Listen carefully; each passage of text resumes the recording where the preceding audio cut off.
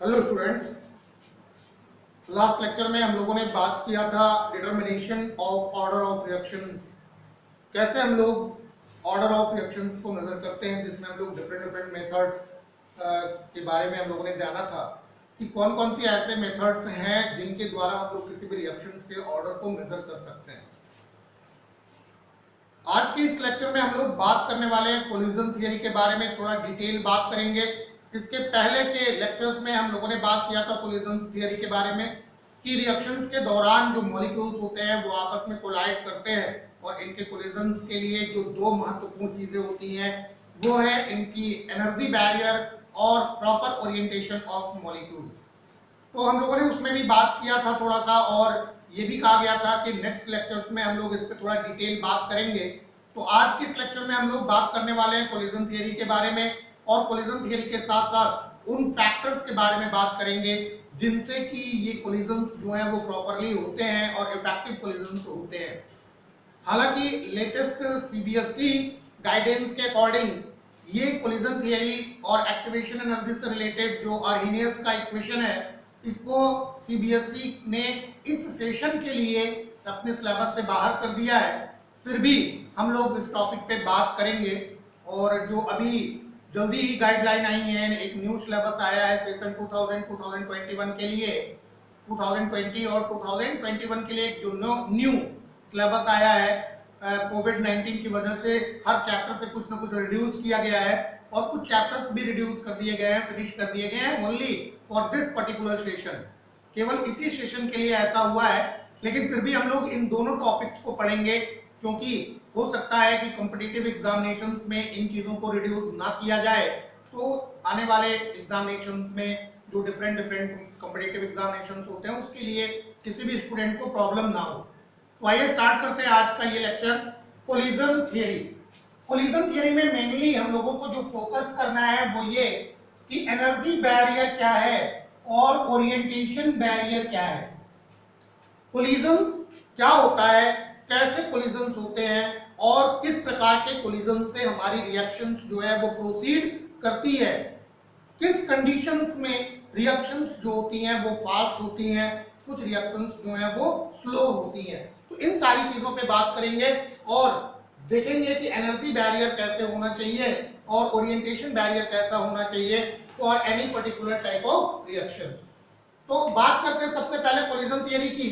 तो ये थियरी जो थी वो सबसे पहले बताई गई किसके द्वारा? मैक्स टॉर्च और विलियम लुइस के द्वारा। विलियम लुइस और मैक्स टॉर्च ने 1916-18 में इस थियरी को प्रपोज किया, इस थियरी को बताया। उन्होंने बताया कि जो रिएक्शंस के प्रोसेस होते हैं वो मेनली ऐसे होते हैं कि जिसमें रिएक्टिंग स्पीशीज जो होती हैं, जो रिएक्टिंग मॉलिक्यूल्स हैं, वो प्रॉपर एनर्जी के साथ आपस में कोलाइड करते हैं और इनके कोलिजन्स के परिणाम स्वरूप प्रोडक्ट का फॉर्मेशन होता है। तो इन्होंने इस बात को किसके बेस्ड ऑन बताया था? हम लोगों ने पढ़ा था काइनेटिक थ्योरी ऑफ गैसेस में कि जो गैसेस मॉलिक्यूल्स होते हैं, तो when two or more gases are kept in a container, तो they will collide to each other, क्योंकि इनके अंदर रैंडम मोशन होता है, और रैंडम मोशन होने पर ये जो गैसेस मॉलिक्यूल्स होते हैं कंटेनर की दीवारों से या फिर आपस में ही एक दूसरे से टकराते हैं। तो इसी के बेस्ड ऑन जो मैक्स टॉर्च और विलियम लुइस ने बताया कि अगर रिएक्टिंग स्पीशीज जो हैं, जिस कंटेनर में रिएक्शन करवाई जा रही है उसमें जब डाली जाती हैं, तो ये जो मॉलिक्यूल्स होते हैं रिएक्टिंग स्पीशीज के, ये आपस में टकराते हैं, प्रोडक्ट का फॉर्मेशन करते हैं। अमाउंट ऑफ प्रोडक्ट जो होगा वो इस बात पे निर्भर करता है कि जो कोलिजन्स हो रहे हैं वो कितने इफेक्टिव हैं और कितने अनइफेक्टिव हैं। तो जितने ज्यादा इफेक्टिव कोलिजन्स होंगे, उतनी ही फास्ट वो रिएक्शन होगी और more and more product will form, ज्यादा से ज्यादा प्रोडक्ट बनेंगे। तो इस चीज को समझने के लिए मैक्स टॉर्च और विलियम लुइस ने क्या कहा कि जो मॉलिक्यूल्स होते हैं रिएक्टेंट के, इनको हम लोग मान लेते हैं कि ये हार्ड स्फीयर है। ये मॉलिक्यूल्स जो हैं वो हार्ड स्फीयर है। इस तरह से मान लो कि ये एक सब्सटेंस है ए के मॉलिक्यूल्स हैं, और ये बी के मॉलिक्यूल्स हैं, ये बी के मॉलिक्यूल्स हैं। तो अब ये हार्ड स्फीयर में एज्यूम कर लिया जाए, ये एक कंटेनर में इस तरह से रखे हुए हैं, और कंटेनर में रहते हुए ये हार्ड स्फीयर के रूप में है, तो डेफिनेटली जब इनके अंदर रैंडम मोशन होगा तो ए से टकराएगा, ए बी से टकराएगा, बी से टकराएगा, बी ए से टकराएगा, यानी इनके बीच में कोलिजन होता रहेगा। तो अगर हमारा प्रोडक्ट जो बनता है वो ए बी बनता है, तो डेफिनेटली जब ए से बी फेस टू फेस टकराएगा तभी हमारा डिजायर्ड प्रोडक्ट बनेगा, और इस तरह के कोलिजन्स को हम लोग इफेक्टिव कोलिजन्स कहते हैं। अगर मान लो कि मैक्सिमम टाइम पे ए से टकराता है और बी से कोलाइड करता है, ये इस तरह से कोलिजन होते हैं, तो ये अनइफेक्टिव कोलिजन्स होंगे और इनसे प्रोडक्ट का फॉर्मेशन नहीं होता है। तो अगर मैक्सिमम कोलिजन्स जो है वो इस तरह से होते हैं तो रिएक्शन स्लो होगी, रिएक्शन बहुत स्लो होगी, प्रोडक्ट जो बनेगा वो बहुत मिनिमम अमाउंट में बनेगा। It means this reaction will take lots of time to be completed, बहुत ज्यादा समय लेगी ये रिएक्शन कंप्लीट होने के लिए। लेकिन अगर मान लो कि ए का स्फीयर बी के स्फीयर से कोलाइड करता है फेस टू फेस और ए बी का फॉर्मेशन करता है और ये कोलिजन्स जो है वो मैक्सिमम टाइम में हो रही है, तो ये इफेक्टिव कोलिजन होगा। और अगर इफेक्टिव कोलिजन मैक्सिमम टाइम में हो रही है तो ऐसी कंडीशन में ज्यादा से ज्यादा प्रोडक्ट का फॉर्मेशन होगा, और ज्यादा से ज्यादा प्रोडक्ट का जब फॉर्मेशन होगा तो इसका मतलब रिएक्शन कैसी है, फास्ट रिएक्शन है, it will finished with in very short time, ये बहुत ही कम समय में पूरी हो जाएगी। तो पहले तो हम लोग ये माने कि जो रिएक्टिंग स्पीशीज हैं उनके मॉलिक्यूल हार्ड स्फीयर है, और रिएक्शन तभी होगी जब मॉलिक्यूल्स जो है कोलाइड करेंगे किससे, एक दूसरे से। ऐसा मानना था मैक्स टॉड और विलियम लुइस का। फिर इन्होंने इसकी थियरी दी, क्या थियरी दिया कि number of collisions that takes place per second per unit volume of the reaction mixture is known as collision frequency and denoted by letter Z। क्या चीज कि पर यूनिट वॉल्यूम में पर सेकेंड जितने ज्यादा से ज्यादा कोलिजन्स होते हैं उसको हम लोग क्या कहते हैं, कोलिजन फ्रीक्वेंसी कहते हैं। पर यूनिट वॉल्यूम में पर सेकेंड होने वाले कोलिजन्स को ही कोलिजन फ्रीक्वेंसी कहते हैं। और ऐसा देखा गया, एक्सपेरिमेंटली ऐसा ऑब्जर्व किया गया कि ordinary conditions of temperature and pressure, जो टेम्परेचर और प्रेशर की ऑर्डिनरी कंडीशंस है, जो नॉर्मल टेम्परेचर और प्रेशर है, इस पे जो कोलिजन फ्रीक्वेंसी होती है वो 10 टू द पावर 25 से 10 टू द पावर 28 टाइम्स होती है। इतनी ज्यादा कोलिजन्स होती है, लेकिन ये सारे के सारे कोलिजन्स इफेक्टिव नहीं होते हैं। इसमें से केवल कुछ ही कोलिजन्स जो होते हैं वो इफेक्टिव होते हैं, मैक्सिमम कोलिजन्स जो होते हैं वो अनइफेक्टिव होते हैं। तो अभी इफेक्टिव कोलिजन्स देखें, अगर मान लेते हैं कि सारे के सारे कोलिजन्स इफेक्टिव हैं तो reaction must be completed in very short time, तो रिएक्शन जो होगी वो बहुत ही कम समय में कंप्लीट हो जाएगी। इसका मतलब रिएक्शन जो होगी वो बहुत फास्ट होगी। तो अभी 10 to the power 25 and 10 to the power 28 ये जो रेंज है ये बहुत ज्यादा है, इतने कोलिजन्स होते हैं। ये कोलिजन फ्रीक्वेंसी है कब, जब टेम्परेचर और प्रेशर दोनों नॉर्मल हो।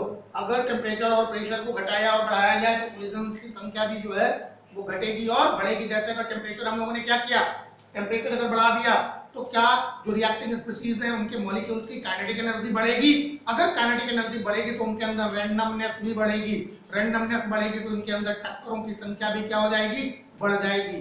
तो ऐसी कंडीशन में भी रिएक्शन फास्ट हो जाती है। और अगर प्रेशर बढ़ाया जाए तो प्रेशर बढ़ाने पर ये मॉलिक्यूल्स जो होंगे वो कंप्रेस्ड होंगे, और कंप्रेस होने पर वो एक दूसरे के पास आएंगे तो उनके बीच अट्रैक्टिव फोर्सेस ज्यादा लगने लगेंगे, तो रैंडमनेस थोड़ा घटेगी, तो रिएक्शंस क्या होगी, स्लो होगी। लेकिन ऑर्डिनरी टेम्परेचर और प्रेशर पर जो है वो इतना का लगभग होता है और ये बहुत अधिक संख्या है, लेकिन इसमें सभी के सभी कोलिजन्स जो है वो इफेक्टिव नहीं होते हैं।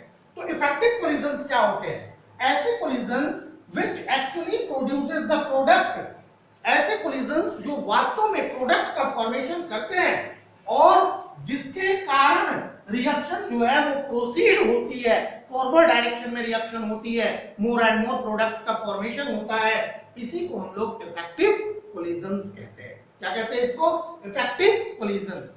तो इतनी चीजें क्लियर हो गई होंगी कि कोलिजन थियरी को जो है सबसे पहले मैक्स टॉड्स और विलियम लुइस ने 1916-18 में जो है वो पब्लिश किया, और इसका जो बेसिस था वो था काइनेटिक थ्योरी ऑफ गैसेस। इस थियरी के अकॉर्डिंग ऐसा था कि जो रिएक्टेंट के मॉलिक्यूल्स हैं उनको हार्ड स्क्वायर मान लेते हैं, और रिएक्शंस तभी होती है जब ये मॉलिक्यूल्स जो है, जो रिएक्टिंग मॉलिक्यूल्स है, ये आपस में कोलाइड करते हैं। जो नंबर ऑफ कोलिजन्स होती है जो पर सेकंड पर यूनिट वॉल्यूम में होती है, किसपे, ऑर्डिनरी टेम्परेचर और प्रेशर पर, उसी को हम लोग क्या कहते हैं, कोलिजन फ्रीक्वेंसी कहते हैं। और ऑर्डिनरी कंडीशन ऑफ टेम्परेचर और प्रेशर पर जो इनके कोलिजन फ्रीक्वेंसी होती है वो 10 टू द पावर 25 से 10 टू द पावर 28 के रेंज में होती है। दूसरी चीज कि सभी के सभी कोलिजन्स जो हैं वो इफेक्टिव नहीं होते हैं। जो ऐसे कोलिजन्स होते हैं जिनसे प्रोडक्ट का फॉर्मेशन होता है और रिएक्शन फॉरवर्ड प्रोसीड करती है, वही कोलिजन्स जो हैं वो क्या होते हैं, इफेक्टिव कोलिजन्स होते हैं। तो रिएक्शंस की जो रेट होगी वो इफेक्टिव कोलिजन्स पर डिपेंड करती है, ना कि टोटल नंबर ऑफ कोलिजन्स पे। इस बात को ध्यान में रखना है।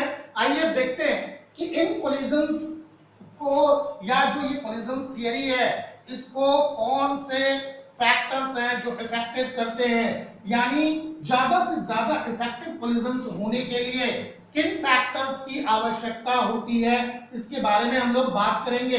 तो दो चीजें हैं। सबसे पहली चीज तो जो है वो है एनर्जी बैरियर, और दूसरी चीज जो है वो क्या है, ओरिएंटेशन बैरियर। ये दो महत्वपूर्ण चीजें हैं जिनके आधार पर हम लोग इफेक्टिव कोलिजन्स की बात कर सकते हैं। तो कौन कौन सी दो चीजें हैं, पहली है एनर्जी बैरियर और दूसरा क्या है, ओरिएंटेशन बैरियर। तो आइए बात करते हैं। सबसे पहले there are two important factors, there are two important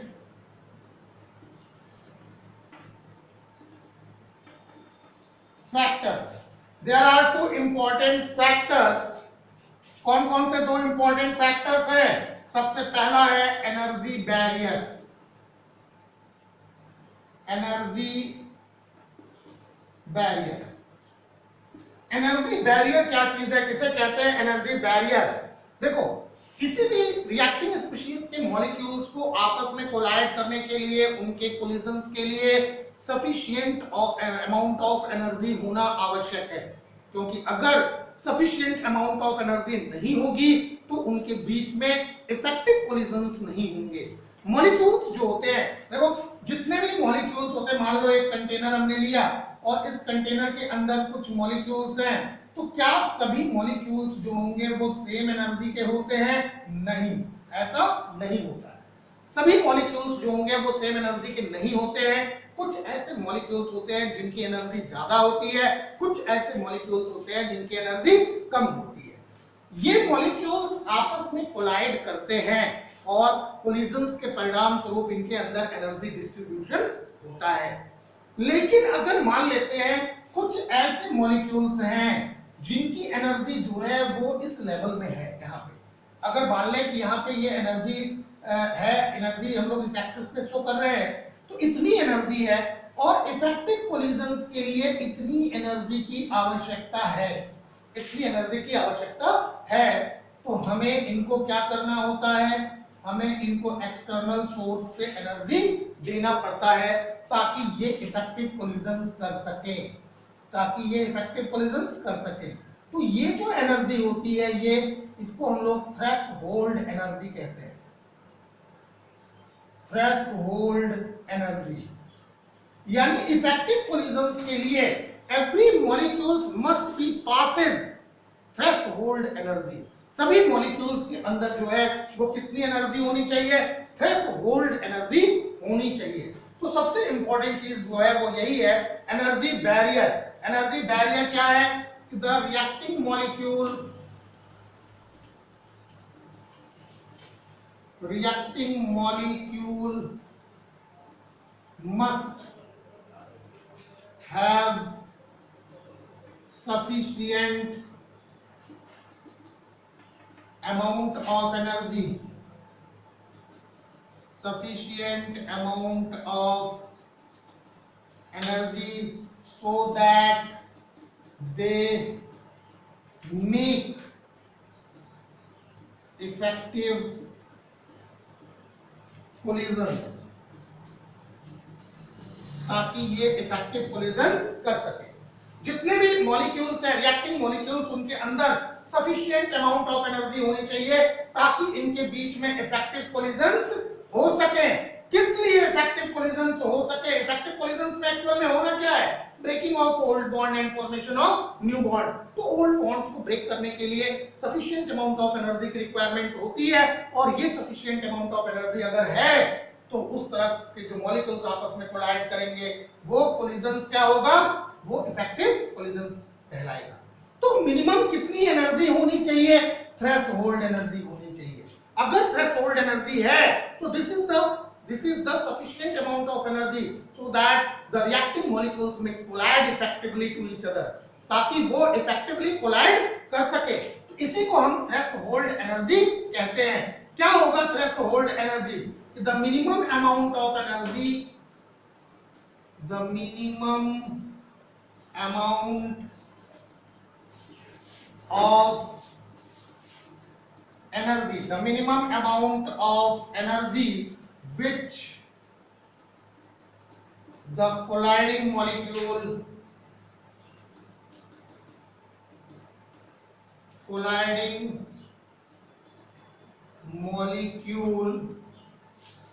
must possess is called threshold energy.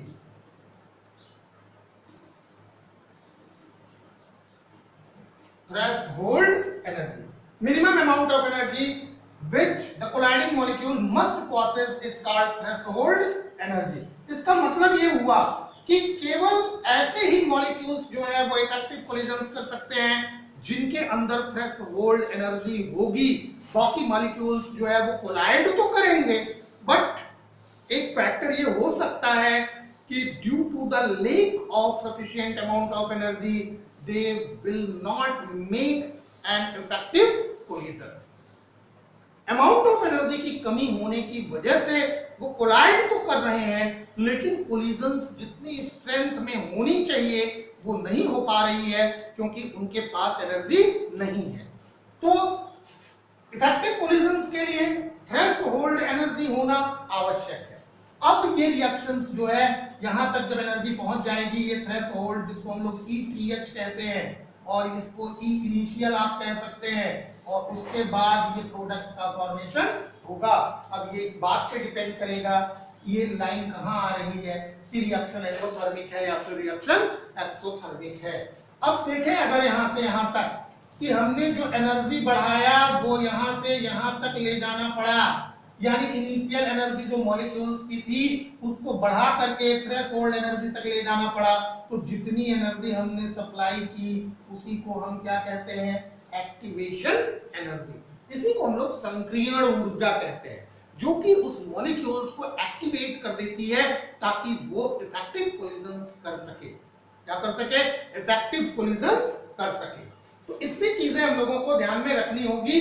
अभी हम लोग आगे भी बात करेंगे एक्टिवेशन एनर्जी के बारे में, बात करेंगे कि एक्टिवेशन एनर्जी है क्या और कैसे एक्टिवेशन एनर्जी को हम लोग ऑपरेट करते हैं। इन सारी चीजों पे बात करेंगे। बात इस पे भी करेंगे कि क्या रीजन है कि जब हम लोग कोई कैटलिस्ट डालते हैं तो ऐसे में एक्टिवेशन, ऐसे में जो रेट ऑफ रिएक्शंस होती है वो बढ़ जाती है।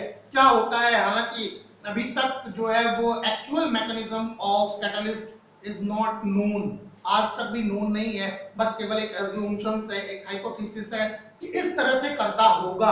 तो एक्टिवेशन एनर्जी के टर्म में भी हम लोग जो फंक्शन है कैटलिस्ट का उसके बारे में बात करेंगे। तो आइए, एनर्जी बैरियर आपका क्लियर हो गया।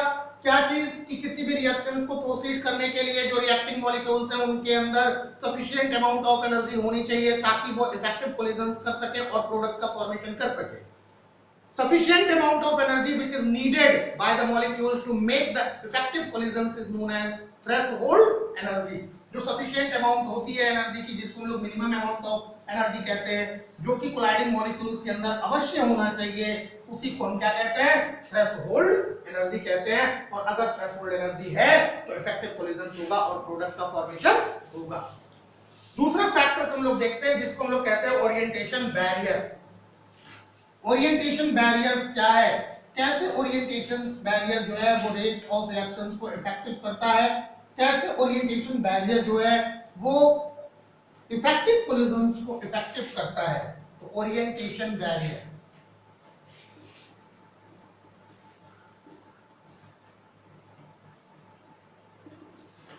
ओरिएंटेशन बैरियर, ओरिएंटेशन बैरियर का मतलब क्या हुआ, मतलब ये हुआ कि जो रिएक्टिंग मॉलिक्यूल्स हैं, ये रिएक्टिंग मॉलिक्यूल्स जो है वो प्रॉपर ओरिएंटेशन में होने चाहिए ताकि इनका कोलिजन्स जो है वो प्रॉपर ओरिएंटेशन में हो। आइए इसी को लेकर के हम लोग एक एग्जांपल देखते हैं। एक एग्जांपल हम लोग देखेंगे जिससे ये क्लियर होगा कि प्रॉपर ओरिएंटेशन है या नहीं है। हालांकि जो एग्जांपल हम आपको बताने जा रहे हैं ये चीज आप लोग जब हैलोजेन्स पढ़ेंगे तो उसमें इसका बहुत ही महत्व होता है। वहां पे हम लोग देखते हैं SN1 और SN2 टाइप रिएक्शंस की बात करते हैं तो वहां पे ये ज्यादा क्लियर हो पाता है कि प्रॉपर ओरिएंटेशन की रिक्वायरमेंट क्यों है। लेकिन अभी हम देखते हैं कि प्रॉपर ओरिएंटेशन कैसे होता है। देखो एक सिंपल सा रिएक्शन है, एक सिंपल सा रिएक्शन है कि अगर किसी भी एल्किल हैलाइड पे हम लोग एक्वस KOH से रिएक्ट कराते हैं तो ये अल्कोहल का फॉर्मेशन करता है। सिंपल सिंपल रिएक्शन ही है। एक्वस KOH अगर रिएक्ट करता है किसी भी एल्किल हैलाइड पे तो अल्कोहल का फॉर्मेशन होता है। आइए देखते हैं अल्कोहल का फॉर्मेशन होता है तो डेफिनेट है। एक एल्किल हैलाइड्स को लेकर के हम लोग बात करते हैं। मान लो कि हमारे पास है CH3Br प्लस KOH एक्वस, बनेगा क्या, मेथनॉल बन जाता है। इस रिएक्शंस के अंदर हम लोग देखेंगे कि ओरिएंटेशंस का क्या महत्व होता है, कैसे प्रॉपर ओरिएंटेशन होना आवश्यक है। तो यहाँ पे तो हो गया आपका कार्बन, ये हो गया आपका Br और ये जुड़े हुए हैं क्या, हाइड्रोजन, ये हाइड्रोजन जुड़ा हुआ है। अब यहाँ पे अगर देखें तो ये आयनाइज हो जाएगा, K आयन और OH आयन बनाएगा। OH आयन ही जो है वो अटैकिंग स्पीशीज होगा। जब OH आयन इसको फॉरवर्डली क्या करता है, फॉरवर्डली अटैक करता है, फ्रंट से अटैक करता है। आपको पता है कि ये भी जो है वो मोर इलेक्ट्रोनेगेटिव होता है, कार्बन थोड़ा सा लेस इलेक्ट्रोनेगेटिव होता है तो इलेक्ट्रोपॉजिटिव हो जाता है। अब OH आयन भी नेगेटिव है और यहाँ ब्रोमाइड आयन जो बनेगा वो भी नेगेटिव होगा। तो क्या दोनों नेगेटिव एक दूसरे को अट्रैक्ट करेंगे या रिपल्स करेंगे, तो डेफिनेटली रिपल्स करेंगे। इधर से ये ब्रोमाइड आयन जो है वो इस OH आयन को आने नहीं देगा, ये प्रॉपर ओरिएंटेशन नहीं है। जब कभी भी ये दोनों इस कंडीशन में आमने सामने होंगे कंटेनर के अंदर तो यहाँ पे कोलिजन संभव नहीं है, क्योंकि यहाँ भी इलेक्ट्रोनेगेटिव, यहाँ भी इलेक्ट्रोनेगेटिव, रिपल्सन क्रिएट हो जाएगा। और इस रिपल्सन की वजह से क्या होता है, इस रिपल्सन की वजह से OH आयन जो है वो इस कार्बन पे अटैक नहीं कर पाता है। हालांकि ये कार्बन इलेक्ट्रोपॉजिटिव है, इसको इसमें अटैक करना चाहिए, कंडीशन बन रही हैं, लेकिन ये ब्रोमाइड की उपस्थिति जो है, इलेक्ट्रोनेगेटिव होना, ये इसको यहां तक आने नहीं देगा, रिपल्सन क्रिएट हो जाएगा। तो this is not a proper orientation, the reaction will not proceed, ये रिएक्शन नहीं हो सकती। तो कंडीशन क्या होगी, कंडीशन ये होगी कि अगर यहाँ पे ब्रोमाइड आयन लगा हुआ है और यहाँ ये हाइड्रोजन है, ये हाइड्रोजन है, ये हाइड्रोजन, OH आयन अगर इसके रियर साइड से अटैक करे तो संभावना बन सकती है, क्योंकि यहाँ पे कार्बन को अगर देखें तो ये इलेक्ट्रोपॉजिटिव है, जबकि OH आयन इलेक्ट्रोनेगेटिव है। डेफिनेटली ये अट्रैक्ट होगा इस कार्बन की तरफ और अटैक करेगा, हाइड्रोजन इसको रोक नहीं पाएंगे। ब्रोमाइड आयन इस साइड में है, इधर से अटैक के लिए कोई रास्ता नहीं बन रहा था, लेकिन पीछे से अटैक के लिए रास्ता बन रहा था और ये प्रोडक्ट बनाएगा। तो प्रोडक्ट कैसे बनेगा, OH आयन जो होगा वो इसके साथ जुड़ेगा, Br आयन ऑलरेडी जुड़ा हुआ है और इसके साथ यहाँ हाइड्रोजन और यहाँ हाइड्रोजन, ये एक ट्रांजिशन स्टेट अराइजेस होती है, एक ट्रांजिशन स्टेट ये अराइज हो जाती है और इस ट्रांजिशन स्टेट में इमीडिएटली चेंजिंग होती है। इस चेंजिंग में क्या होगा, क्या कार्बन 5 बॉन्ड को होल्ड कर सकता है, नहीं कर सकता है। एक स्ट्रॉन्ग इलेक्ट्रोनेगेटिव यहाँ है और एक स्ट्रॉन्ग इलेक्ट्रोनेगेटिव यहाँ भी है, तो दोनों के बीच में रिपल्सन क्रिएट होगा। इस रिपल्सन की वजह से जो कार्बन और ब्रोमीन के बीच के बॉन्ड्स होते हैं वो टूट जाते हैं और इस तरह से ये CH3OH बन जाता है जबकि ब्रोमाइड आयन क्या होता है, निकल जाता है। तो ये रिएक्शन प्रोसीड करेगी, क्यों? क्योंकि अटैकिंग स्पीशीज ने जो है वो एक प्रॉपर ओरिएंटेशन में कोलाइड किया, किससे? एल्किल हैलाइड से। तो ये प्रॉपर रिएक्शंस हो सकती है। तो इस तरह से किसी भी रिएक्शंस को प्रोसीड होने में सबसे इंपॉर्टेंट चीज ये है कि उनके रिएक्टिंग मॉलिक्यूल्स के बीच में एक प्रॉपर ओरिएंटेशन होना चाहिए। अगर प्रॉपर ओरिएंटेशन नहीं हो रहा है तो वो रिएक्शन प्रोसीड नहीं करेगी, वो कोलिजन्स या तो होंगे नहीं, और अगर होते हैं तो वो इफेक्टिव कोलिजन्स नहीं माने जाएंगे। तो आइए इसको डिफाइन कर लेते हैं। डिफाइन करने के बाद एक और एग्जांपल देखते हैं। डिफाइन कर लेते हैं सबसे पहले इसको थोड़ा सा। ओरिएंटेशन बैरियर्स में हम लोगों को क्या डिफाइन करना है कि the colliding molecules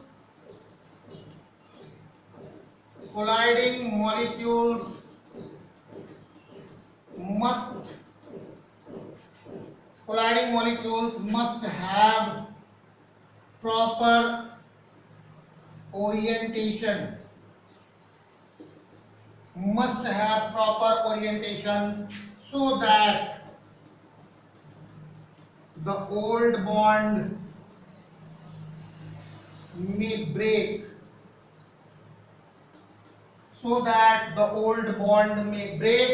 and new bond are formed.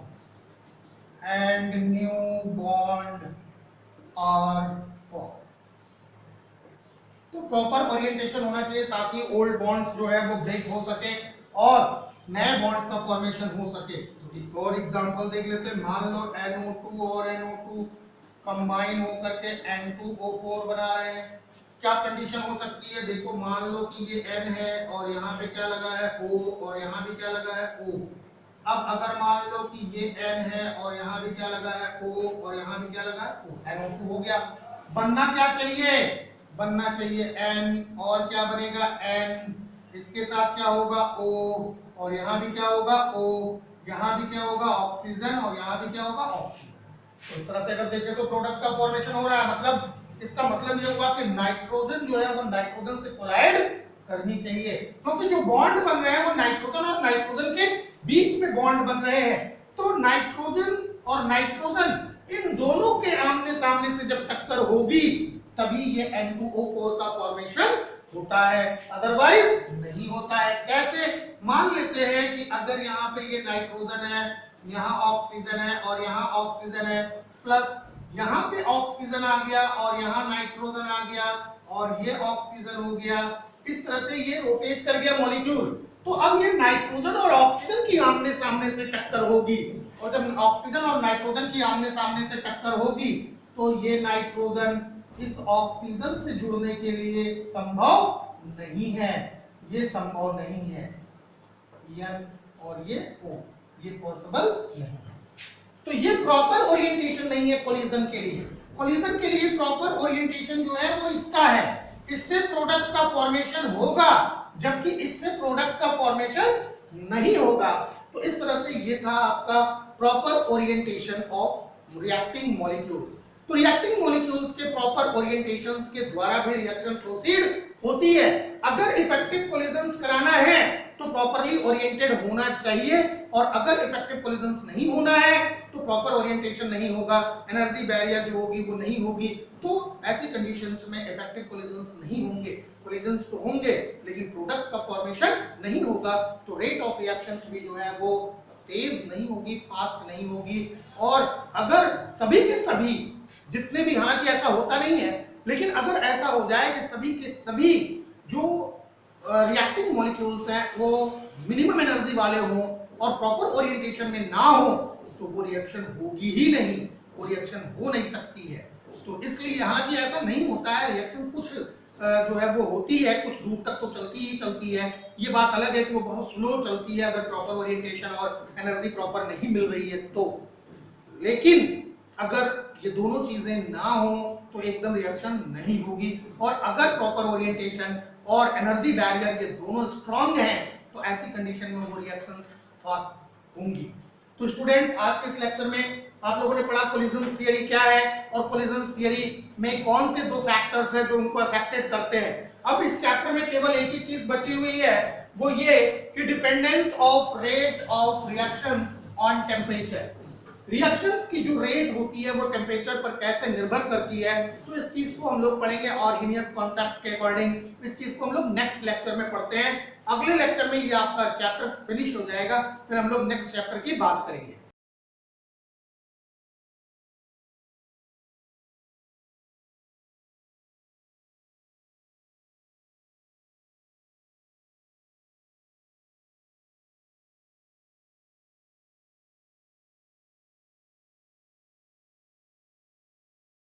तेरी कूलनेस का स्वैग कहीं लो ना हो जाए, तेरी लाइफ की स्पीड कहीं स्लो ना हो जाए। तेरी कूलनेस का स्वैग कहीं लो ना हो जाए, तेरी लाइफ की स्पीड कहीं स्लो ना हो जाए। जरा ध्यान से सुनो ना, फिर बाद में ना रोना। थोड़ी केयर तो करो ना।